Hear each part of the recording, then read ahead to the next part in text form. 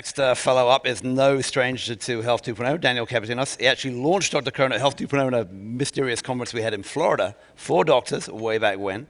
Dr. Chrono has sort of emerged to be a cloud-based medical records platform for doctors, patients. Got a lot of analytics on multiple platforms. About 5.5 million patients records now on the platform, over 19 million patient appointments. So you've done a lot, right, on the billing side, on the inpatient side. But also think about the click issue. And so Daniel is here with Borna, I'm going to mangle your name, Borna, Safabaksh, I hope I got it even close to right, from AgileMD. What you're going to see here is that, and Daniel will introduce the visit, is that a patient who is somewhat unusual, obviously you need to bring in some other information now and again if you're a clinician. We actually saw that with the Modernizing Medicine demo. And what they've done at Dr. Chrono is open up their API to allow that to happen, and we're going to show how AgileMD works with that. So particularly for a complex case. So Daniel, if you're ready, please take it away.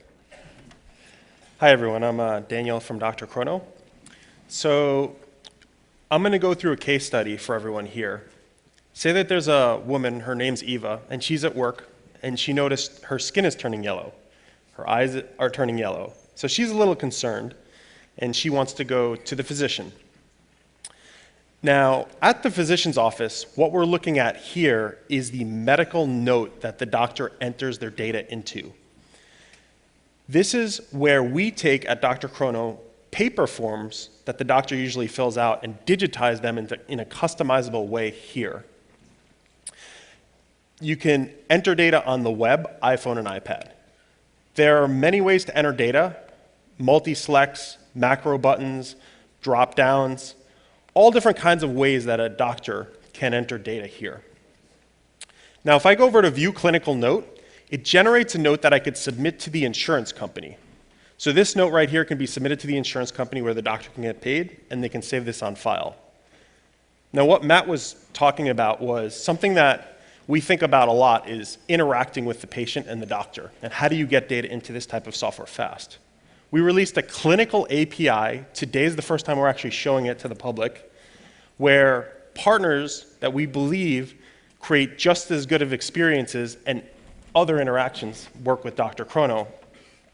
Anyway, I'll let Borna take it away to show you how the API works. Thank you, Daniel.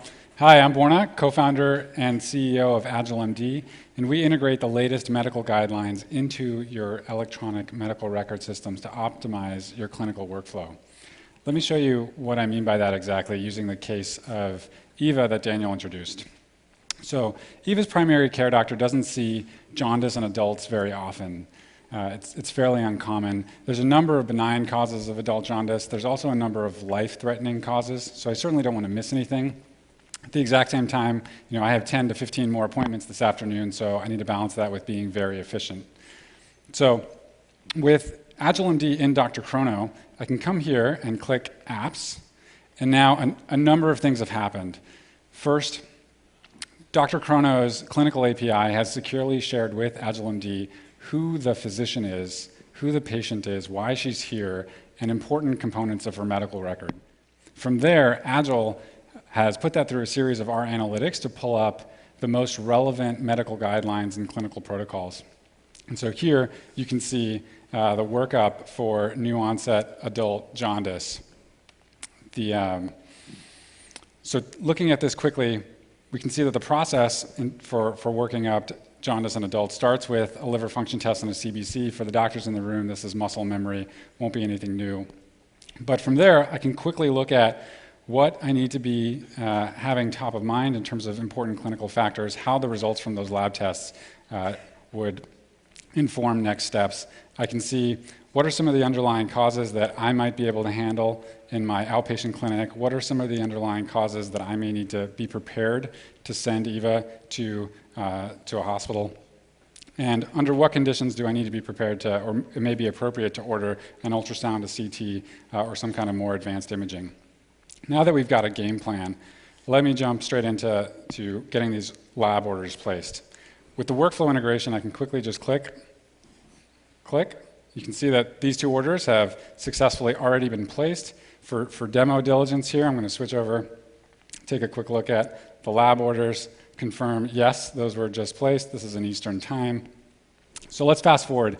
Eva's now gone to her lab. She has had her blood drawn. Lab results come in. We can see, in fact, she does have some elevated lab values. And switching back to our algorithm quickly, I'm going to jump through this, the clinical parts very quickly.